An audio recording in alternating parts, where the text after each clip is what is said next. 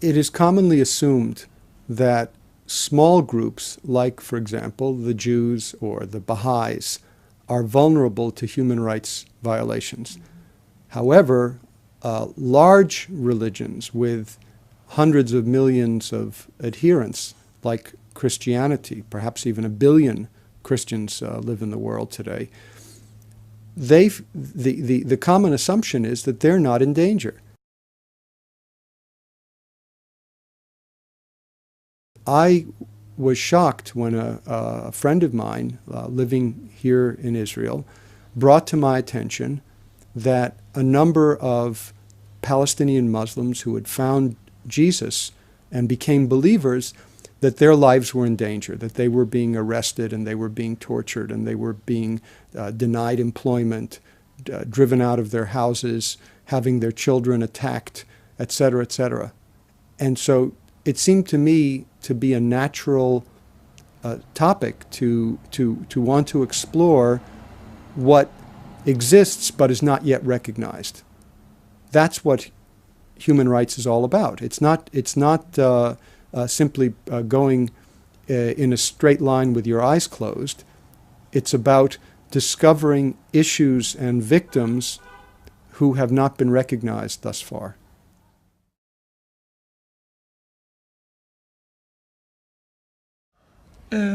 I was born in a Christian family, a Christian background. My family is a Christian for like 4 or 5 generations, but it's a tradition Christian.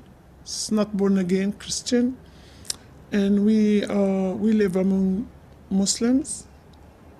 And all I know from the Bible, I know nothing from the Bible, but all I know is what's the Quran teaching, because you can hear this everywhere, in the mosque, in the school, in the TV, in the radio. You're surrounded with the Muslims' teachings. So I get depression, and I decide to commit suicide. And I live a miserable life. Even my family is a big family with the leadership. They are the leadership of the area, and we are very well educated, very well, we are farmers. We have big lands and things. It's very good family. But for me, I was sick. Something missing me. I was lonely, and I decided to commit suicide. As I said, then God visited me in a special way, and Jesus showed himself to me as he loved me, he died for me, and I never heard these teachings before. So I gave my life to Jesus. Since that, it was 1982, since that day, I know I got the love of God. I have this love, the special love of God. And I start loving myself, loving everybody around me, loving my children, and the whole world was changed. No more hatred, no more depression, no more tortured, We used to live with the Muslims in the same area, with Christian being leadership, being in charge of everything, is more peaceful than now. After the BLO took over, they bring other leadership, people from outside. They didn't know anything about the culture, they didn't know anything about our perspective, our things, and they just force their laws over the people, which is Muslims' laws, and what they understand and how they deal with things is different. It's not with a human perspective. It's just, I don't know how to say it, but it's not the same way it was before. So people now are under a lot of pressure because the law of Muslims is violence. It's a lot of violence. It's not fair. It's not justice. There's no justice there. So, and you have living in that areas with the Muslims taking over everywhere, in the laws, in the courts, in the radios, in the education system, everywhere. You hear just their laws, their teachings, the Quran teachings, their laws, what they believe, what they didn't believe, how they solve things, is their ways, Muslims' ways. So there's no more Christian life. There's no more freedom for you to choose or to decide anything. They just force you to accept what they want in different ways.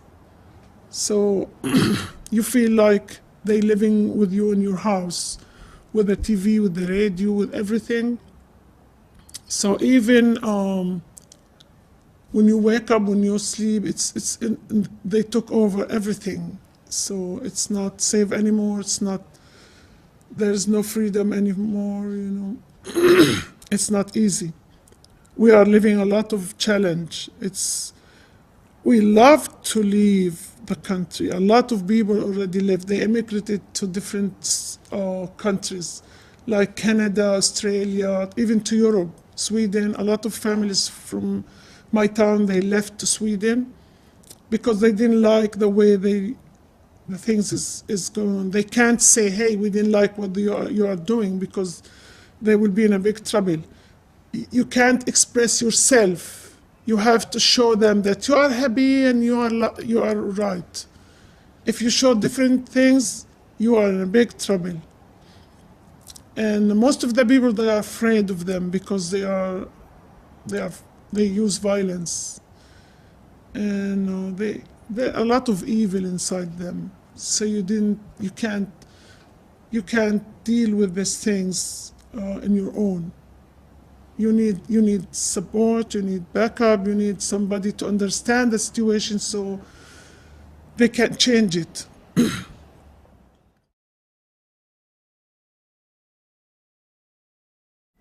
When I am small, I have big family in my village. This family half Islamic heart, Hamas, and another half PLO. And I'm reading the Quran is very well. After a time when I'm coming 16 or 17 years, I'm reading the Bible. And I understand what meaning the Bible. And before, when I'm reading the Quran and understand what he said the Quran, after time, I find one brother. This is a lawyer from Finland. In some countries in the Gulf.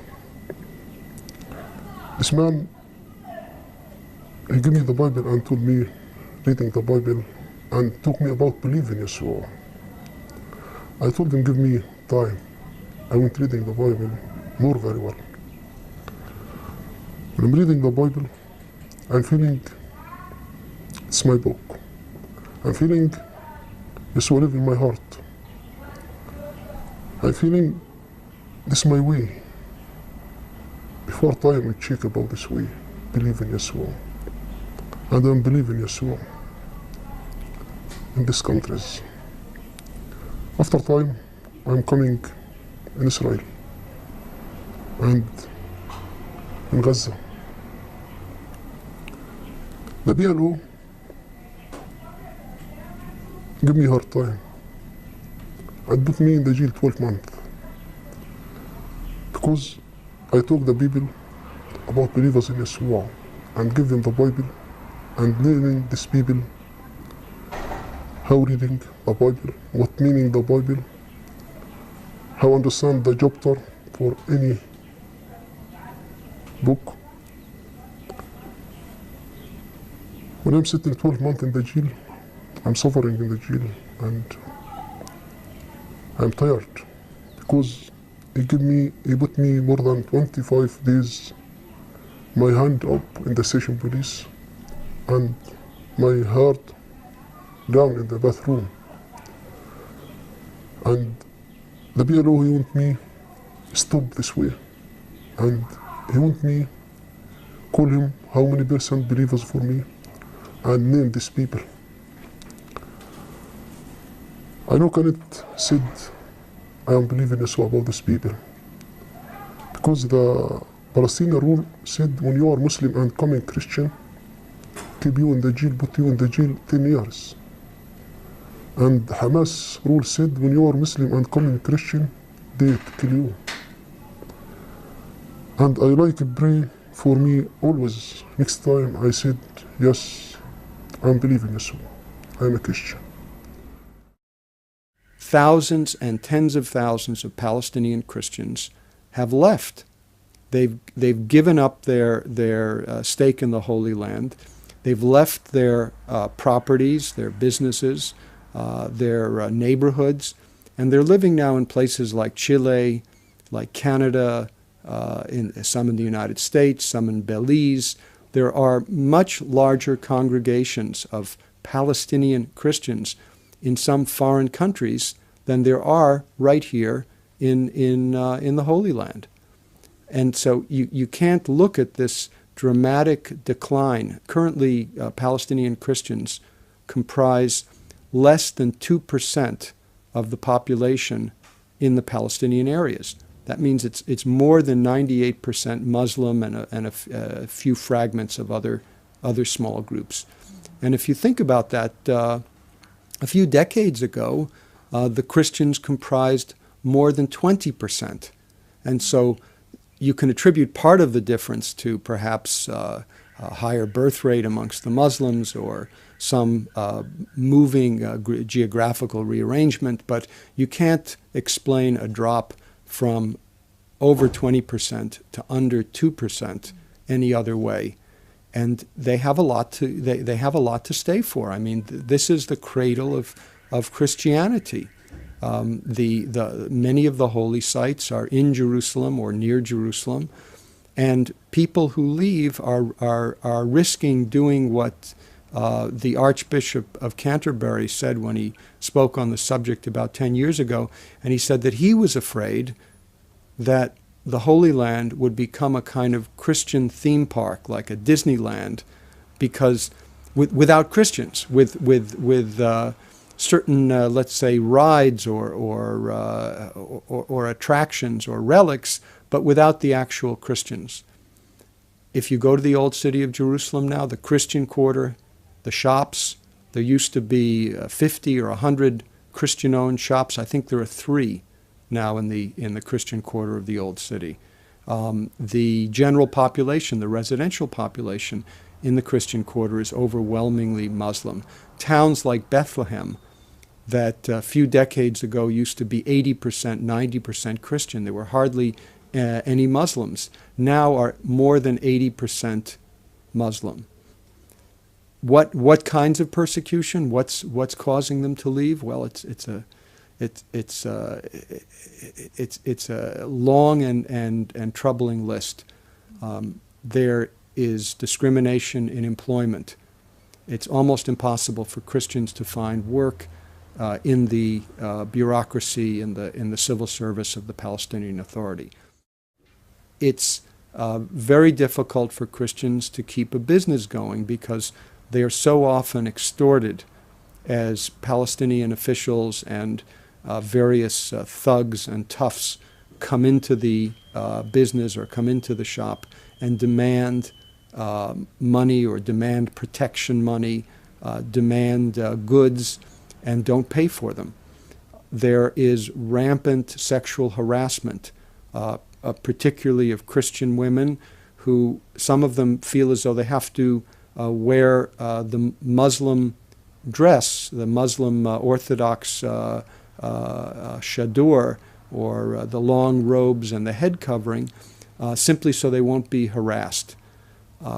Many of the churches feel a threat. There's a common expression amongst Palestinian Muslims: today is Saturday, but tomorrow is Sunday, which means today their target is the Jews or the Israelis, because their holiday, their Sabbath is on Saturday.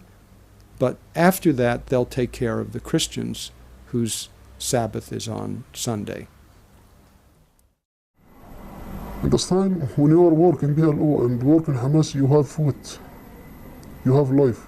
You are not work about this. People don't have food, don't have life, don't have milk about children. And you know, the European city, same Sweden and Denmark and British, help PLO about food, help PLO about everything in the Palestinian people. But here in Gaza, what happens? The food or the milk or everything sent the European city. He takes some people work in PLO or in Hamas. He gives some brother for him and another food he pay in the shop. For me and for my brother and sister believers in Yeshua, and this time hungry. And I don't know when you're feeling what meaning hungry about women or about children.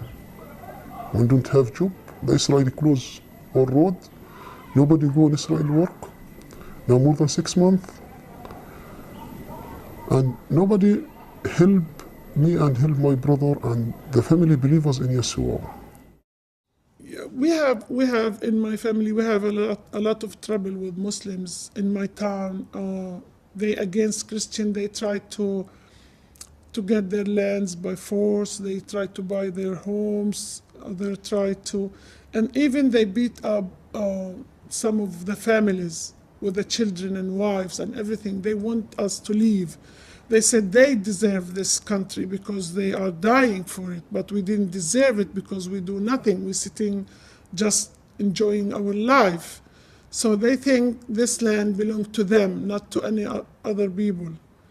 So soon they will ask us to leave, which is they can't do it in their ways. They put a lot of pressure over people, so people will choose to leave and left to give them everything. It's a different way of occupation. It's a different way of stealing things.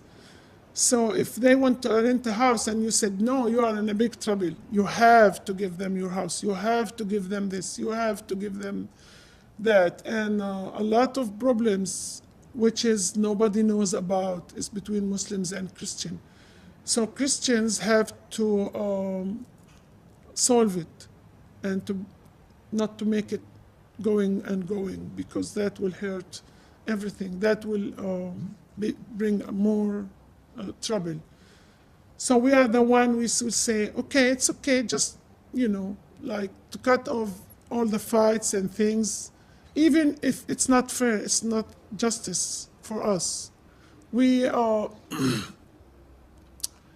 to stop that because it's ended big and developed, a lot of problems. And then you are not safe to walk in the street, that you are not safe to be even in your home. They can attack you, do whatever they think, and you can't even accusing them. It's very dangerous to accuse anyone. That make you go to more trouble, more bigger problems. This is why people, they are controlled by a fear, spirit of fear. They can't express themselves. They can't say what they said, what they feel, what they like, what they, they have to say what they want to say. They want them to say. They have to show what they want them to show. I mean, the PLO leadership. You are not allowed to say any other news, because the world have to know that they are good with Christian. They deserve to be in leadership. They deserve to have their own what do you call it, country or state. So we have to show people what they want us to show people. It's not to tell the truth. If you tell the truth, you are in big trouble. A lot of Christians, they goes with this. They are afraid. A lot of people, because a lot of Christians, they were saying different things. They had a lot of threats through phones and, so they decide to They want to be saved. They don't want to be killed, or they don't want to be tortured. Because we're already living in a very hard situation. We're already under a lot of pressure. A lot of people getting sick because they can't express what they want. Over about the past 25 years, Islam has been on the march, beginning with the Iranian Revolution at the end of the 1970s and extending through the entire region.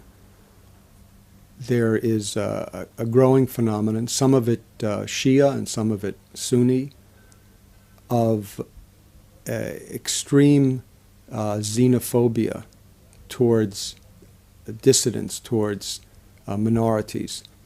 And in this entire region, there's been you could say, a bleeding or a departure or an intimidation of minorities, the largest one of which is, of course, the Christian minority.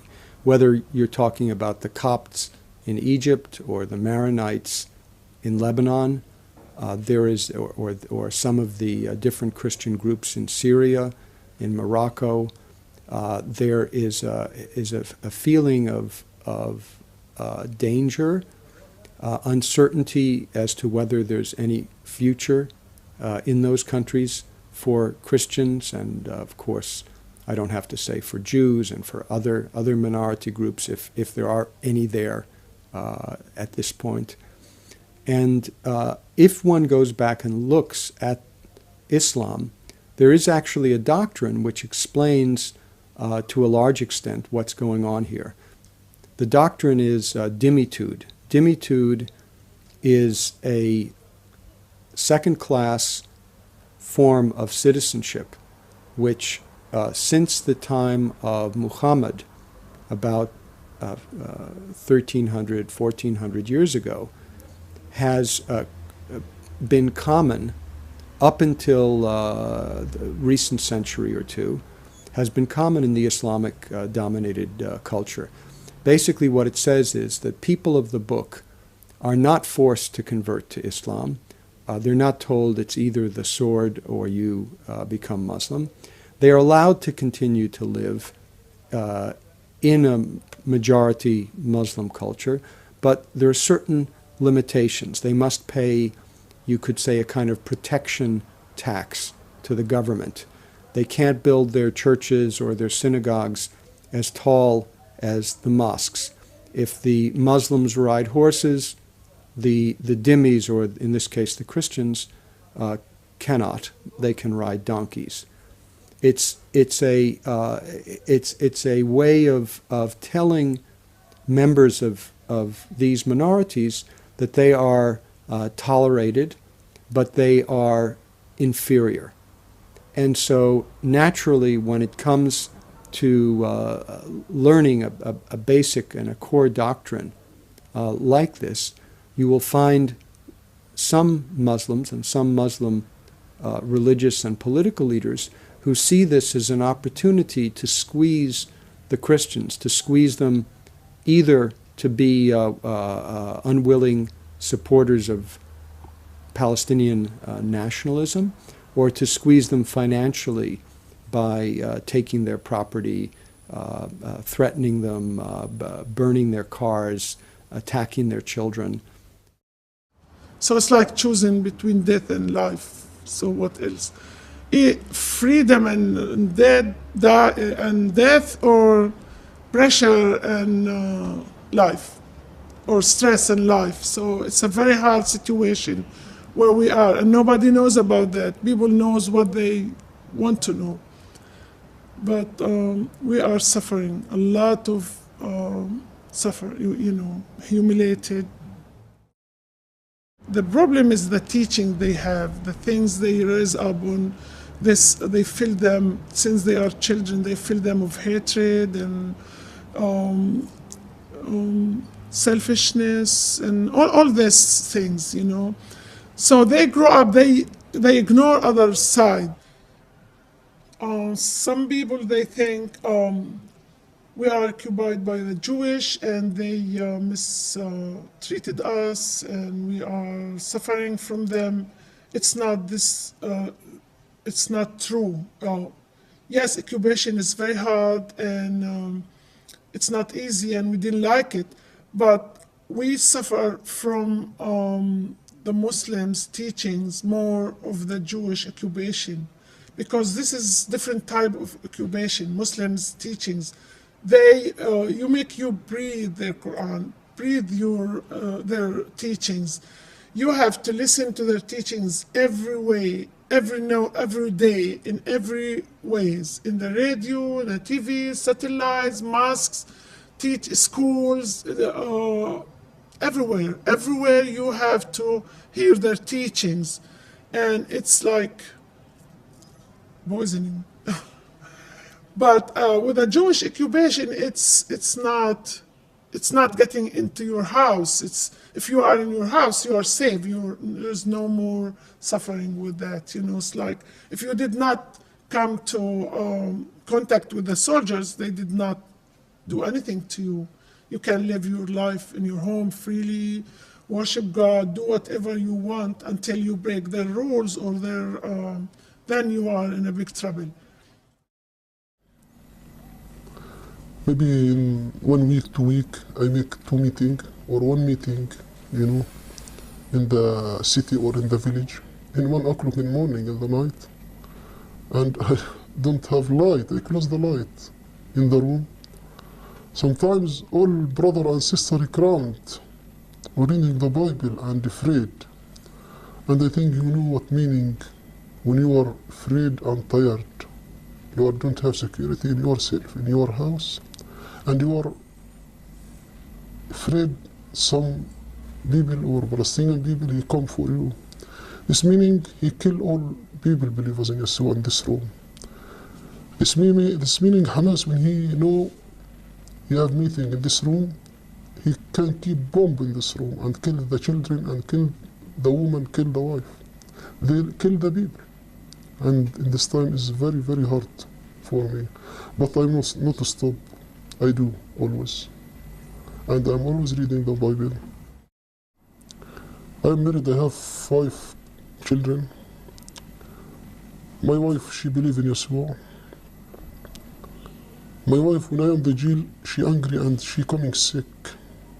The heart is tired and the head always beating. So, when I want to take him in the hospital, for me, suppose I pay money. But for another people work in Hamas or in BLO, free. Every night in the hospital in Gaza, $150.